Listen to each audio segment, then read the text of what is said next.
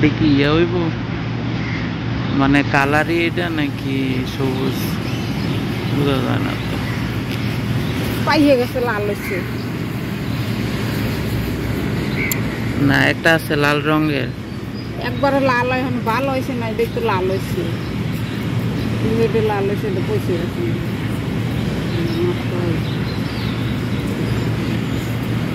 এটা দেখতে ভালো আছে। তুলো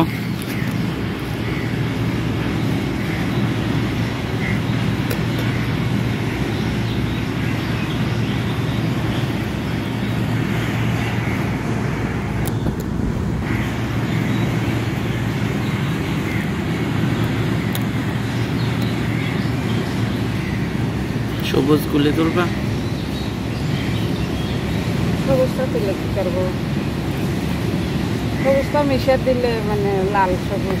তুলো একটা সবুজ তুলো, আমি তুলি একটা সবুজ, কোনটা তুলবো? আমি তুললি, সরো। এটার শেপটা সুন্দর হয়েছে, এটা সুন্দর হয়েছে, এটার মানে সাইজটা শেপটা সুন্দর হয়েছে। এই গাছ টানতে উঠেছ না, কই এই যে মশাতে ভাঙে যায় যে।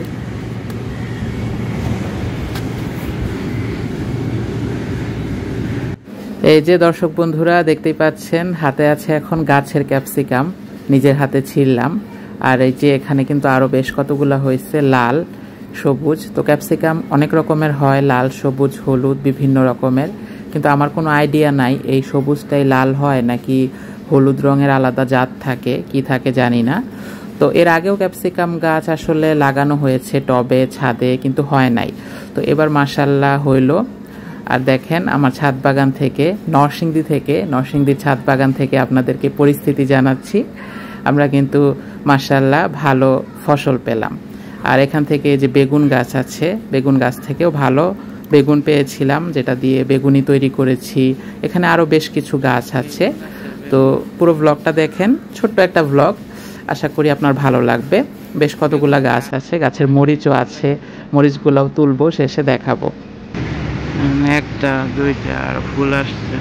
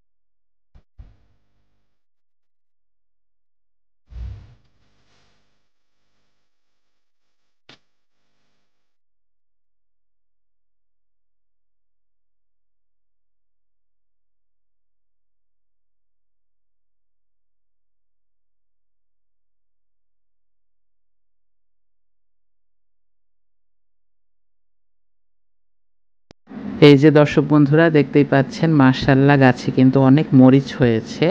আর মরিচগুলো দেখেন, প্রথমেই কিন্তু লাল থাকে না, প্রথমে ফুল হয়, ফুল থেকে তারপরে মরিচগুলো হয়ে মরিচের মাথায় যেটা ফুলের অংশটুকু ঝরে ঝরে পড়ে, তারপর কালো মরিচ থেকে সেটা আস্তে আস্তে সবুজ হয়, সবুজ থেকে লাল হয়। তো দেখেন এই গাছগুলোর পরিচর্যা কিন্তু সবগুলোই আমার আম্মা করেছেন ছাদ বাগানে, ঘরোয়াভাবে যতটুকু করা যায়। তো মাশাআল্লাহ আমরা কিন্তু অনেক অনেক মরিচ পাচ্ছি। আর এই মরিচগুলোর কি যে ঝাল, আর তাছাড়া এখানে যে ক্যাপসিকাম, বেগুন, টমেটো বেশ কিছু ফলন পেয়েছি আমরা। তো নরসিংদীর এই ছাদ বাগান থেকে ল্যান্ডলোপার শৈশবের ছাদ বাগান ঘুরে দেখতে আপনাদের কেমন লাগলো অবশ্যই কমেন্টে জানাবেন। আমি সবসময় চেষ্টা করি ভ্লগের মাধ্যমে আমাদের আশেপাশের অঞ্চল, শহর, গ্রাম, রাস্তাঘাট বিভিন্ন কিছু আমাদের লোকালয়, জনপদ আপনাদের ঘুরে দেখাতে, আর তার সাথে এরকম বিভিন্ন ছোট ছোট ব্লগ শেয়ার করতে।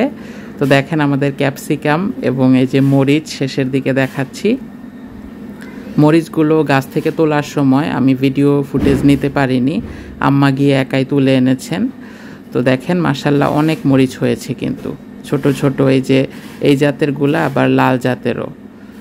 সবাই ভালো থাকবেন, আমার জন্য দোয়া করবেন, ল্যান্ডলোপার শৈশবের সাথেই থাকবেন। আসসালামু আলাইকুম সবাইকে।